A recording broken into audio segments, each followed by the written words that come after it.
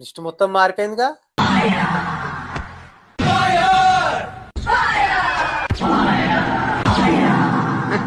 Hello guys, welcome and welcome back to our channel cinematic world and this is Siva. Yeah, మన senior హీరోలు ఎప్పటికప్పుడు records కొడుతూ వచ్చారు, సినిమాలను టాప్ లో పెడుతూ వచ్చారు. సో టైం డిఫరెన్స్ ఎవ్రీథింగ్ కదా.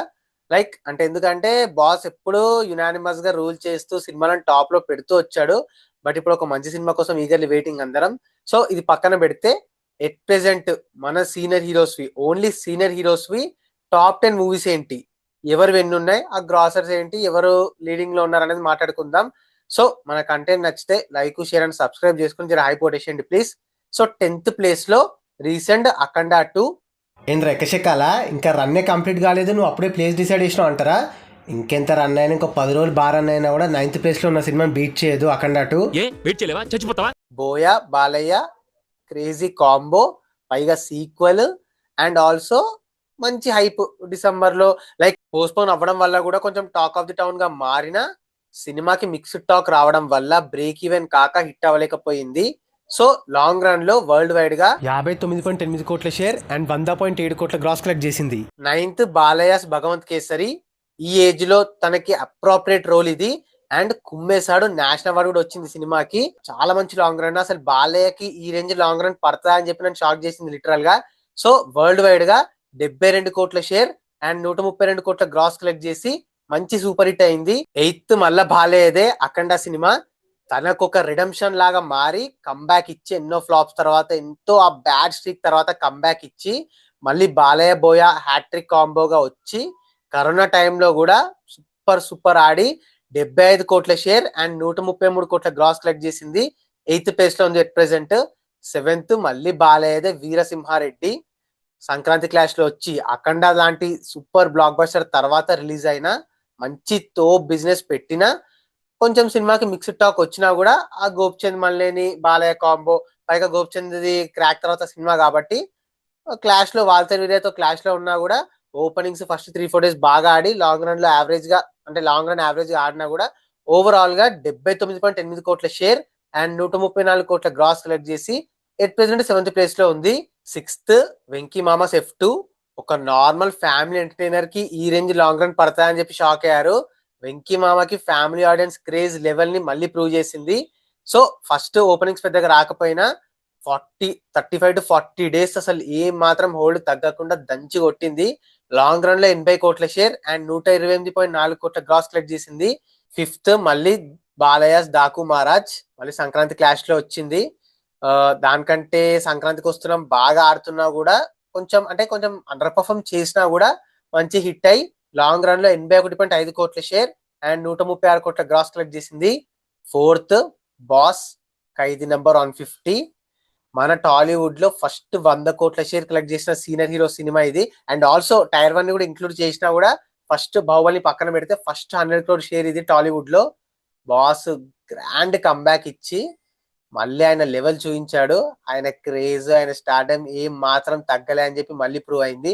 ఖైదీ నెంబర్ 150 104 కోట్ల షేర్ అండ్ 165 కోట్ల గ్రాస్ కలెక్ట్ చేసింది 2017 లోనే. తాడు మళ్ళీ బాస్ దే వాల్తేర్ వీరయ్య. సంక్రాంతికి రిలీజ్ అయ్యి క్లాష్ లో వచ్చి పెద్దగా మరీ టూ మచ్ హైప్ లేకున్నా, మరీ ఓపెనింగ్స్ లో అంత స్క్రీన్స్ రాకపోయినా కూడా సినిమాకి average to below average talk వచ్చినా కూడా బాస్ రవణ కలిసి దున్నేశారు. వాల్తేరు వీరయ్య మిక్స్డ్ టాక్ తో కూడా లాంగ్ రన్ లో 136.5 కోట్ల షేర్ అండ్ 236 కోట్ల గ్రాస్ కలెక్ట్ చేసి అందరినీ షాక్ చేసింది. మళ్ళీ బాస్ లాంగ్ రన్ పవర్ ని చూపించింది. సెకండ్ సైరా బాస్ దే. మళ్ళీ సైరా హైప్ గురించి చాలా మందికి తెలుసు, స్పెషల్ గా చెప్పక్కర్లేదు.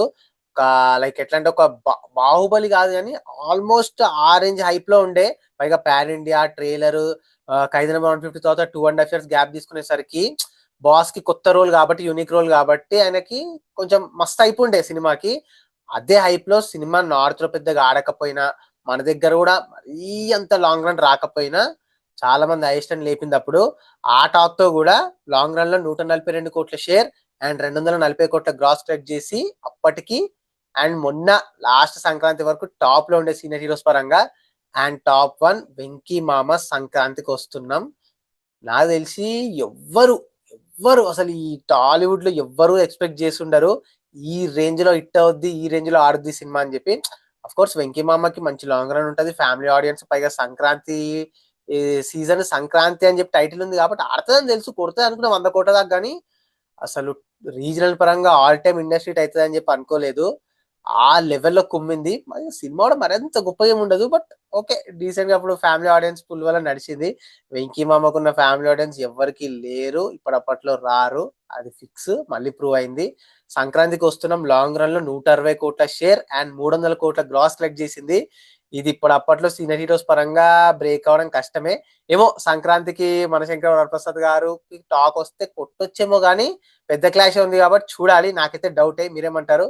సో ఈ లిస్ట్ లో బాలయ్యవి 5 సినిమాలు ఉన్నాయి, బాస్వి 3, వెంకిమామవి 2. అసలు ఎవరన్నా అనుకుని ఉంటారా? లైక్ ఒకప్పుడు బాలయ్య సినిమాలు ఏంది టాప్ లో ఉండట్లేదు అని చెప్పి కొంతమంది ట్రోల్ చేశారు, అండ్ తన వీక్ స్టార్డమ్ ని, తన వీక్ మూవీస్ ని చూసి చాలా మంది నవ్వుకున్నారు. అట్లాంటిది ఇప్పుడు టాప్ 10 మూవీస్ లో 5 సగం అయినవే ఉన్నాయి. ఇది అసలైన రిడెంప్షన్, అసలైన కంబ్యాక్ ఇది. సో బాలయ్యబాబు ఇప్పుడు వచ్చే సినిమాలన్నీ బాలయ్యబాబు ఖచ్చితంగా టాప్ లో పడుతూనే ఉంటాయి. సో నెక్స్ట్ నాగ్ సార్ కూడా ఒక మంచి సినిమా, ఒక యూనివర్సల్ అపీల్ ఉన్న సినిమా తీసి మళ్ళీ టాప్ లోకి రావాలి. ఎందుకంటే ఆయన లెవెల్ వేరు. అసలు ఫస్ట్ 50 crore షేర్ కొట్టింది సీనియర్ హీరోస్ లో ఆయనే, అది కూడా కూర్చొని కొట్టాడు ఊపిరితోని. సో మనకు తెలుసు ఆయన పవర్, ఆయన పుల్ బాగుంటది, బట్ సినిమాలు చక్క పడట్లేదు. పైగా వరుస ఫ్లాపుల వల్ల మొన్న నాసామిరంగా హిట్ అయినా కూడా పెద్దగా కలెక్షన్స్ రాలే.